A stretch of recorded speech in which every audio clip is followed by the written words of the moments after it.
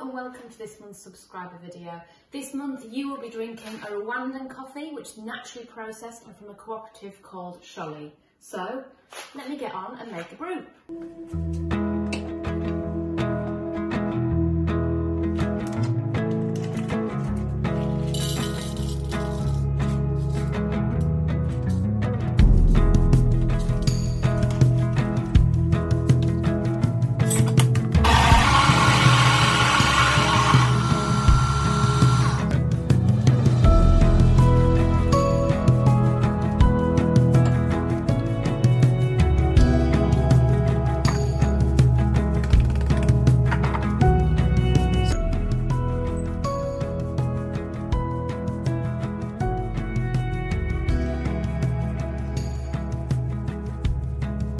Hello, Nicola has asked me to give you 5 random facts about Rwanda.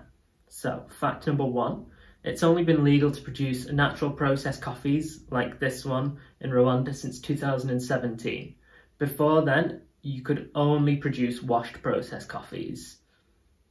Fact number 2, in Rwanda they have this awesome hot sauce called akabanga. It's super spicy, super delicious, and I'm pretty sure you can't get it anywhere else except Rwanda, so if you're ever there, give it a try.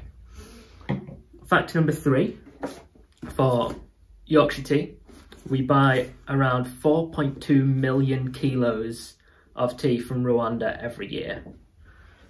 As well as that, for Taylor's coffees, we buy about 300,000 kilos of coffee from Rwanda for our various different supermarket blends. Fact number 4, so despite the fact that Rwanda produces so much coffee and so much tea, it's actually only about the size of Scotland. So, not really that big. And fact number 5, Rwanda is the country with the largest percentage of women in its parliament. So over 60% of Rwandan's parliament is female, which I think is awesome. So that makes Rwanda powered by women. I hope you enjoyed the 5 random facts.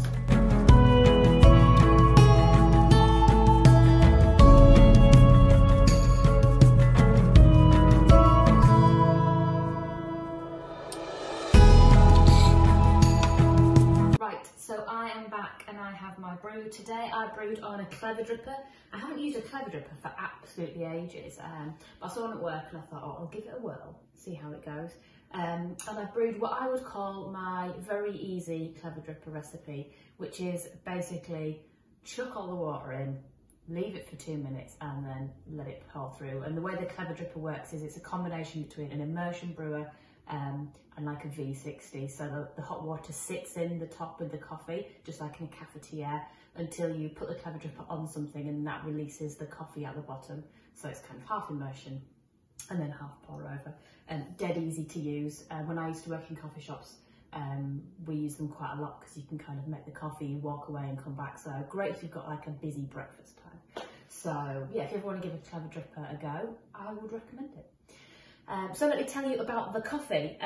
Really excited to have the Rwanda Sholi back. We've had it before. So Taylor's purchasing history with Rwanda goes back like a decade, and we've been buying coffee from lots of smallholders. The Sholi cooperative in particular, we first bought a discovery coffee from there in 2018, and that was a washed coffee. And then our first natural came from there in 2020, and then this is our second natural from the Sholi cooperative.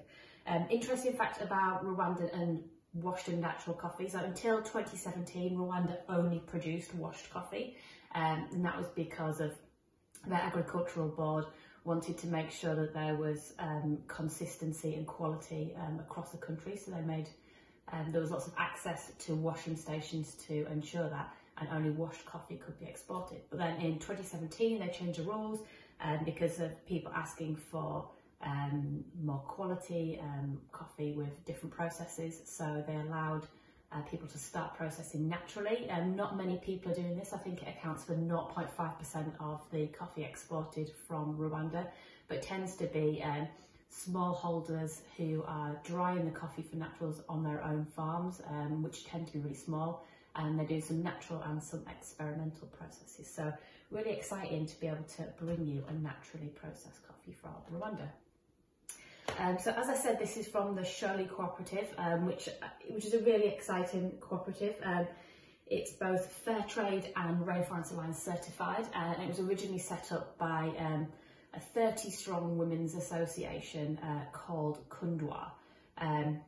That's now grown, and they support over 300 smallholders, and they have 3 central washing stations, as well as just supporting farmers to make great quality coffee, which is what they do.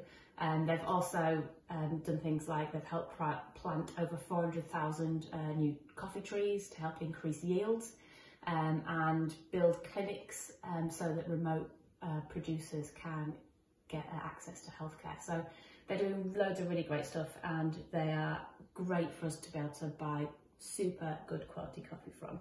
So that's about the cooperative and Rwanda, but let's dig into the coffee. So just give me a little drink. Cool, so good.